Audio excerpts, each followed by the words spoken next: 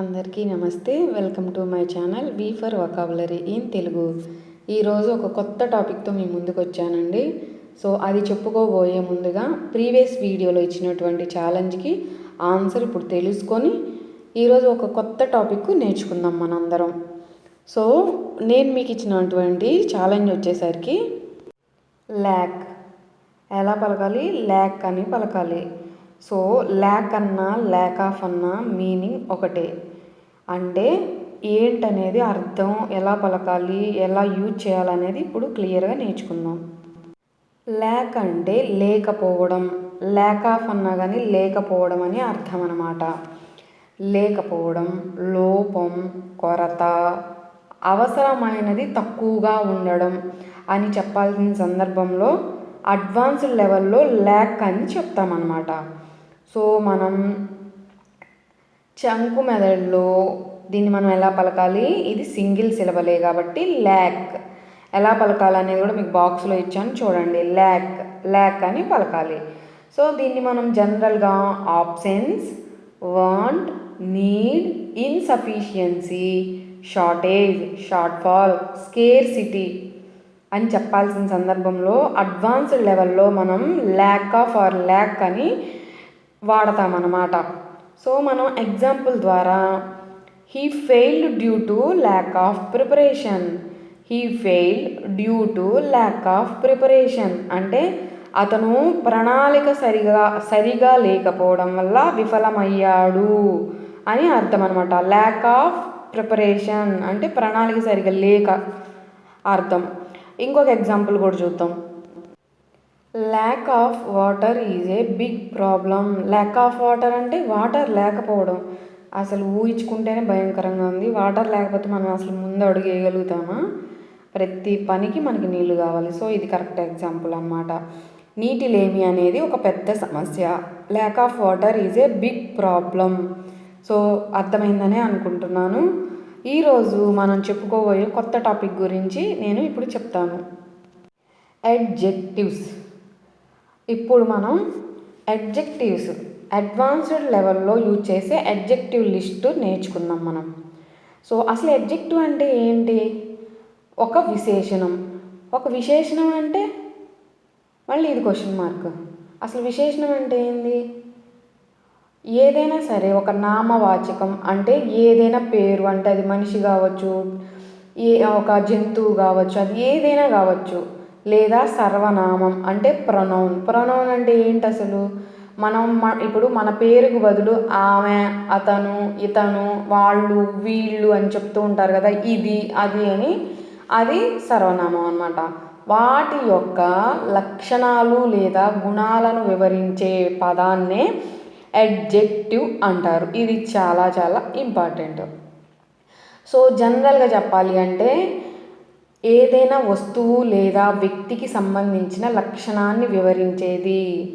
లక్షణాలు అంటే మళ్ళీ ఇక్కడ లక్షణం అంటే రంగు కావచ్చు అంటే కలర్, పరిమాణం కావచ్చు అంటే సైజ్, నాణ్యత కావచ్చు అంటే క్వాలిటీ, వయసు కావచ్చు అంటే ఏజ్, ఆకారం కావచ్చు అంటే షేప్. వీటిల్లో ఏదైనా చెప్పాల్సి వచ్చినప్పుడు మనం జనరల్గా ఒకరితో మాట్లాడుతున్నప్పుడు వీటిల్లో ఏదైనా ఒక వ్యక్తి గురించి కానీ, ఏదైనా ఒక జంతువు గురించి కానీ, వస్తువు గురించి కానీ, ఏదైనా వాటి గురించి ఇలా చెప్పాల్సిన సందర్భంలో, వాటి యొక్క లక్షణాలు చెప్పాల్సిన సందర్భంలో మనం అడ్జెక్టివ్స్ వాడతామన్నమాట. సో నేను అడ్వాన్స్డ్ లెవెల్లో ఇది కూడా సిరీసే చేస్తాను. ఇప్పుడు కొన్ని అడ్జెక్టివ్స్ నేర్చుకుందాం.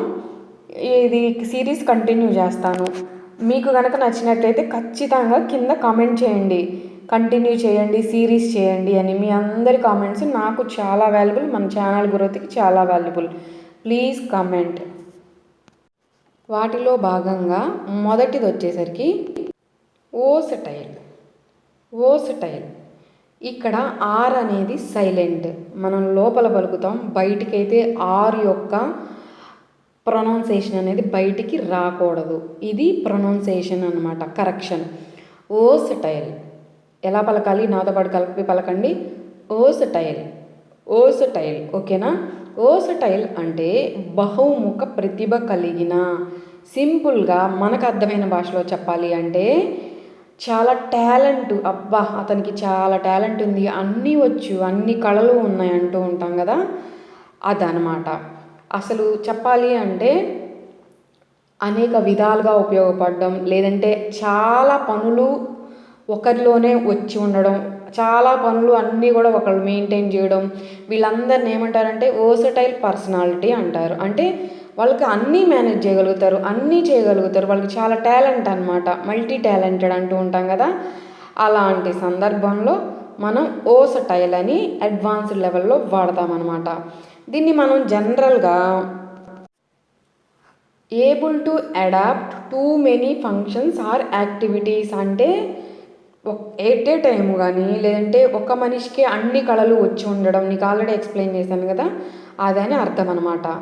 జనరల్గా మనం adaptable, flexible, multi talented, multi skilled, many sided అని చెప్పాల్సిన సందర్భంలో అడ్వాన్స్డ్ లెవెల్లో వర్సటైల్ అని చెప్తామన్నమాట. అర్థమైంది కదా. సో దీన్ని మనం చంకు మెథడ్లో వర్సటైల్, వర్సటైల్, ఆర్ అనేది సైలెంట్, మళ్ళీ చెప్తున్నాను గుర్తుపెట్టుకోండి.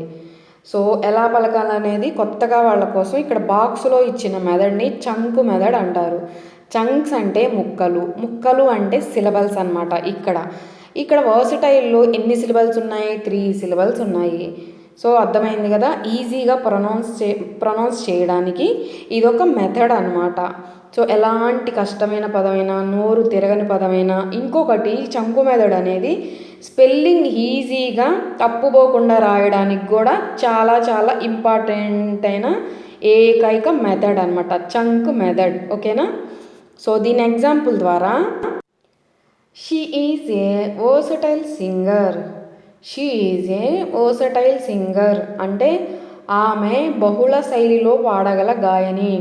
అంటే డిఫరెంట్ వేస్లో పాడగలదు, లేదంటే డిఫరెంట్ లాంగ్వేజెస్లో పాడగలదు అంటూ ఉంటారు కదా, అదనమాట అర్థం వర్సటైల్ సింగర్ అంటే. ఇంకొక ఎగ్జాంపుల్ వచ్చేసరికి this tool is very versatile. This tool is very versatile.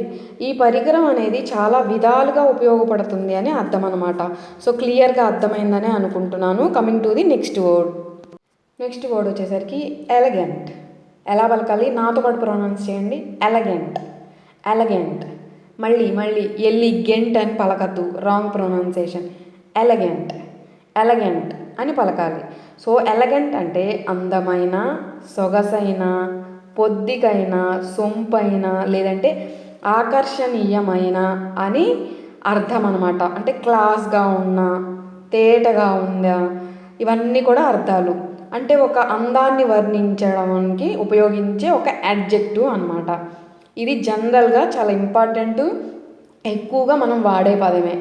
So elegant అంటే మనం జనరల్గా stylish, graceful, tasteful, refine, classic, smart, fashionable, decorous అని చెప్పాల్సిన సందర్భంలో అడ్వాన్స్డ్ లెవెల్లో మనం ఎలగెంట్ అని యూజ్ చేస్తామన్నమాట. దీన్ని మనం చంకు మెథడ్లో ఎల్గంట్, మళ్ళీ నాతో పాటు ప్రొనౌన్స్ చేయండి, ఎల్గంట్, ఎలగంట్ అని పలకాలి. సో మనం దీన్ని ఎగ్జాంపుల్ ద్వారా this design is very elegant. This design is very elegant అంటే ఈ డిజైను చాలా అందంగా ఉంది. సో ఏదైనా సరే అందానికి రిలేటెడ్ అడ్వాన్స్డ్ వొకాబులరీ వాడాలి అంటే ఎలిగెంట్ అనేది ఇది యూజ్ చేస్తామన్నమాట. ఇంకొక ఎగ్జాంపుల్ చూద్దాం.